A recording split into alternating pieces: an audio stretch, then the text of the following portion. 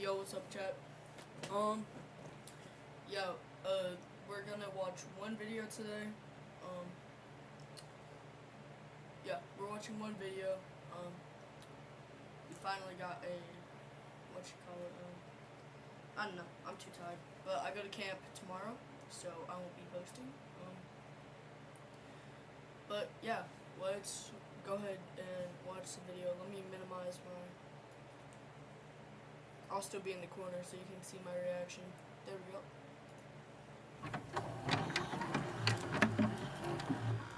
we go. This is a critical broadcast issued by the Emergency Coordination Network. This message is not a drill. If you or anyone in your home has recently reported hearing whispers or voices coming from under the bed, you must listen carefully. Do not speak back. Do not investigate.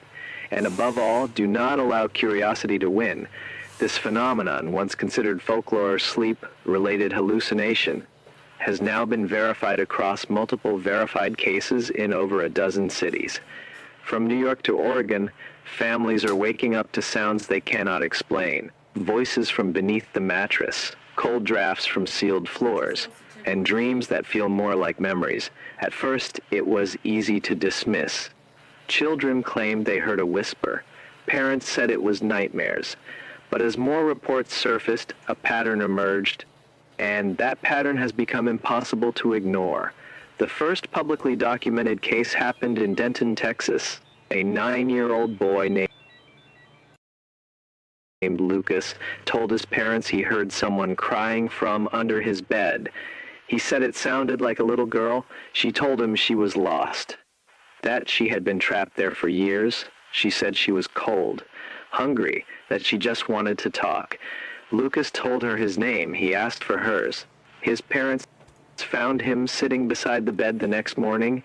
His eyes were wide open. His lips were moving, but no sound came out. He was whispering back. When they pulled him away, he screamed. He said she would be angry now. He said she knew where they slept.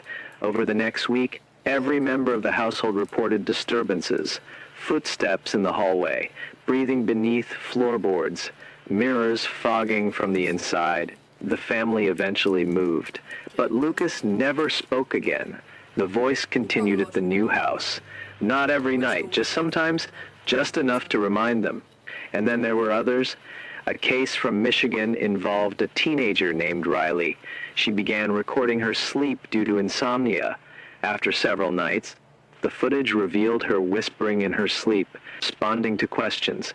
The voice on the tape was not hers. It asked her to come closer. It asked her to look underneath. Riley disappeared 3 nights later. Her phone was left recording on her pillow.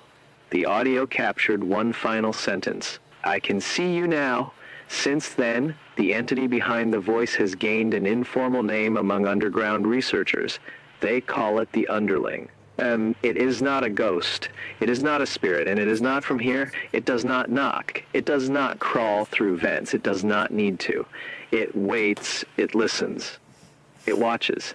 It does not exist until you acknowledge it. It does not take form until you give it one. The act of speaking back is what brings it forward. It begins small, soft whispering from beneath the bed, words you almost recognize, a voice that sounds familiar but distorted. Then comes the movement, blankets shifting at night, mattress pressure when no one is there, scratches inside the frame, breathing under your pillow. People describe feeling watched from below, like a presence waiting just inches from their spine. Some report waking with their head turned toward the floor, not by choice, but by force. In extreme cases, sleep paralysis accompanies the encounter. Victims freeze, eyes open, unable to move as a figure emerges slowly from under the bed. Not crawling, rising. A man in Delaware swore he saw a hand reach out. Thin, gray, fingers too long. The nails looked like rusted needles. He passed out. When he awoke, his carpet was singed, and there were 5 perfect impressions on his neck. It never takes all at once. It works in pieces. First, it copies the voice, then the memory. I'm getting used to OBS. Like, I have my face cam over there as well.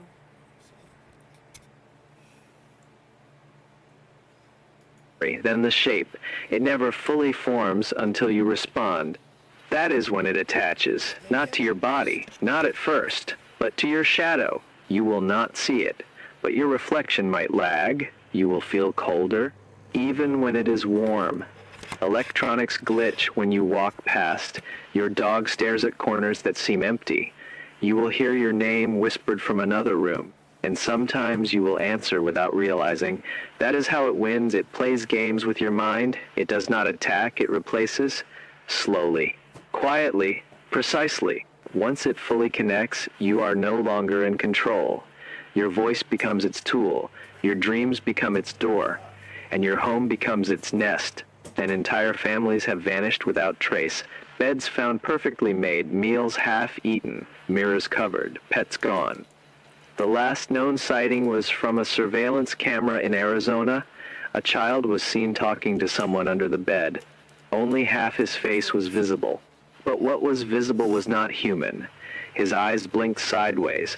His mouth opened wider than his jaw allowed. He whispered, "I told you, haven't. It listens." Then the screen went black. We are urging all households to follow these precautions. Never sleep with limbs hanging off the bed. Keep your mattress flush with the floor if possible. Do not use beds with storage space underneath. Keep a light source on at night. Avoid speaking to any disembodied voices. And if you hear someone calling you from under the bed, ignore it. Do not check. Do not speak. Do not think about what it might look like, because once you imagine it, it becomes real. It does not need your eyes. It only needs your voice. And if you give it that, even once, it will never leave. This message will repeat every 3 hours until the situation is contained. If your child says they are hearing voices from under the bed, believe them. If you hear your own voice coming from beneath the mattress, do not answer. And if you are lying in bed right now, reading this or listening closely, ask yourself one question. Are you alone? Are you sure?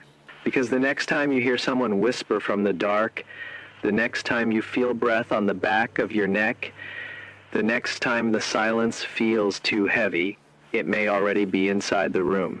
And if you speak back, you will never leave it again. Stay alert. Stay silent. Do not respond. And for the love of everything you have ever known, do not look under the bed. It remembers every voice. It counts every whisper. And once it hears you, you belong to it. In one forgotten town in Vermont, every house on a single street was abandoned overnight. No doors were broken. No valuables taken. No bodies found. But in every home, the same thing was left behind, a bed, neatly made, and underneath it a hollow echo that sounds almost like breathing. Authorities refuse to investigate further, but locals whisper about what they call the listening road, a place where the beds never collect dust, where pets refuse to enter, and where windows sometimes fog from the inside, even when no one lives there. A mailman who passed through said he heard someone whisper his name in broad daylight. He quit the next day. He hasn't spoken since. The underling doesn't wait for night anymore. It has learned to adapt. So if you hear it speak before the sun goes down, you are already too late. You're cooked.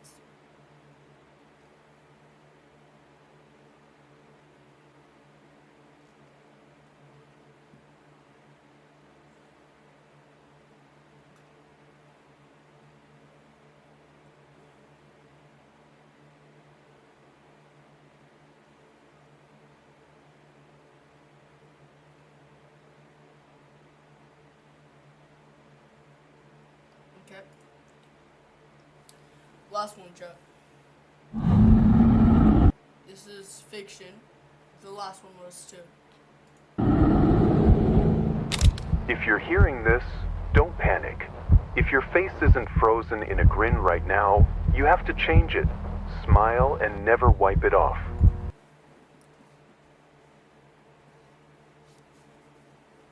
Like that? Did I do it right? Don't think about why.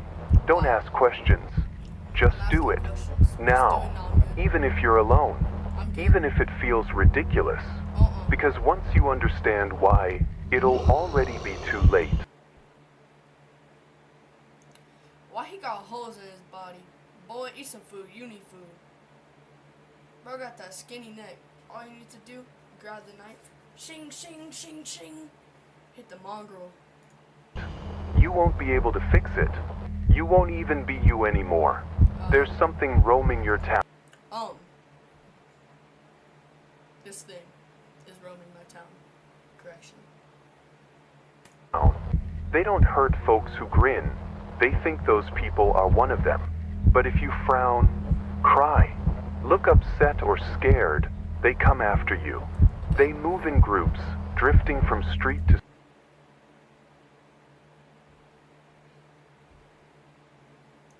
Call of Duty lobbies for real, street, watching faces. So whatever you do, don't let your expression change.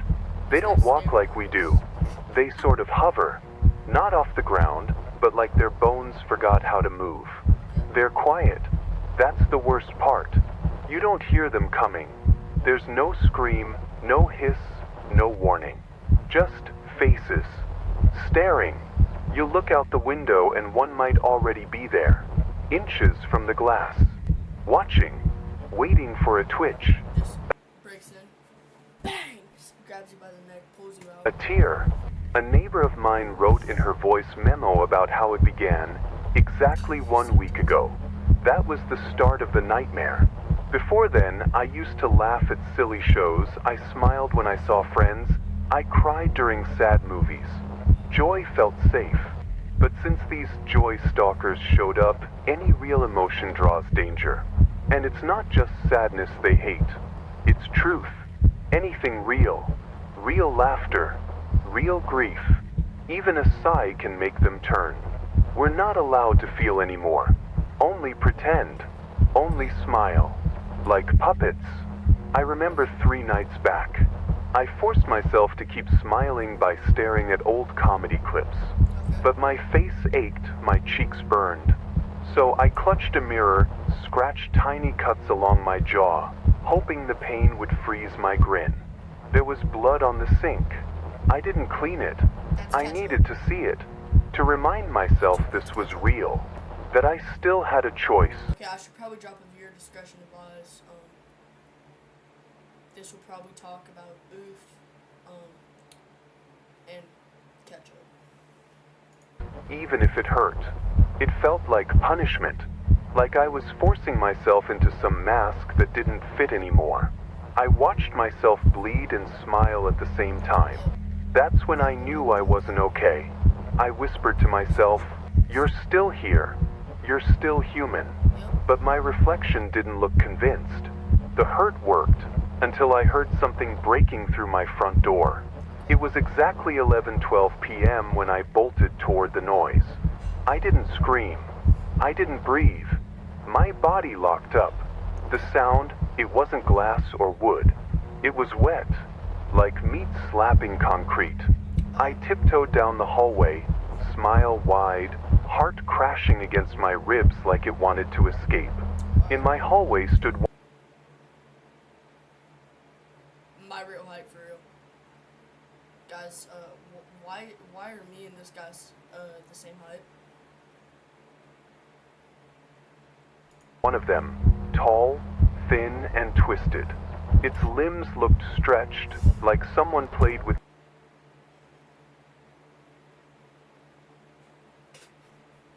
the shape of a person.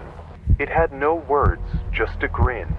Its head tilted slightly, like it was curious, or maybe confused, like it recognized me from somewhere. It wasn't blinking. It wasn't breathing. Just standing, like it had always been there. Its neck was too long. Arms hung past its knees. The grin Is was that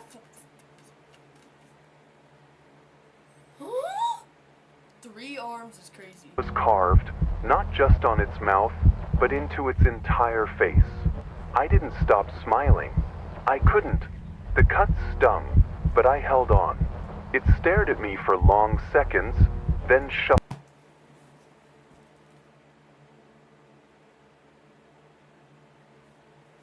I will send that thing after you if you don't like and subscribe. shuffled away. It thought I was part of them. I waited until it turned the corner before collapsing against the wall. I vomited in my mouth and swallowed it. Still smiling. I wanted to scream so bad my throat hurt. But that would have been suicide. Somewhere deep down, I think it knew. I think it enjoyed letting me live. That night, I didn't rest. I woke every hour checking my face. The next night came. The mirror became my enemy. I checked it constantly, every 10 minutes, maybe less. My smile was starting to look real. That scared me. What if I smiled too long? What if it became permanent? What if I looked like them and started thinking like them too? It was 2:07 a.m. when I woke again, heart pounding. I rubbed my eyes, still smiling. Then I saw it at my bedroom entrance. It wasn't just watching. It was studying me, examining how long I could stay grinning. It cocked its head like a curious dog. Then another head leaned out from behind it. There were two, and both were smiling. No mouths moved, no sound, just these endless, hungry eyes scanning my face for weakness. They were breathing in sync, not like people, like machines. One exhale every 8 seconds. Hot take. They are machines. I counted. Sure, its head moved like a camera scanning. Its eyes gleamed red and wide, not angry, but excited. It was close enough to touch. I felt a cold draft, but the windows were shut. My breath fogged the air. Theirs didn't. I could hear the buzzing in my ears. Not from them, from my own body. Panic swelling like a siren inside my skull. I felt the smile slipping. It felt like relief. My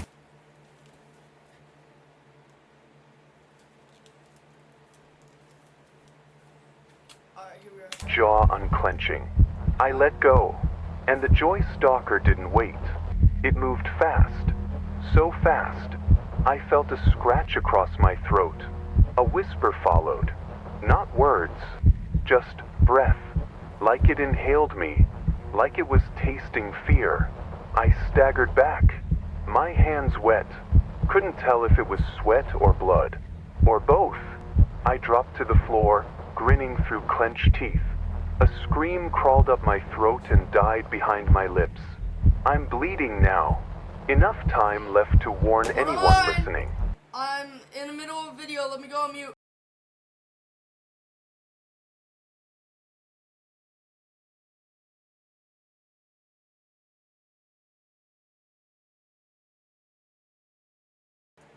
You on back chat? If you're not smiling, they'll find you. They wait for any crack. They don't break in. They seep in. Through guilt. Through fear. Through memory. One guy in town tried laughing it off. Said it was mass hysteria. Found him in the park, jaw snapped open like a puppet's mouth. Still grinning. The police filed it under Incident 19A. Just like the others. There's a whole log of these, hidden, quiet, and buried. In file number 23B, there's a transcript. It ends with the same line every time. Subject found smiling.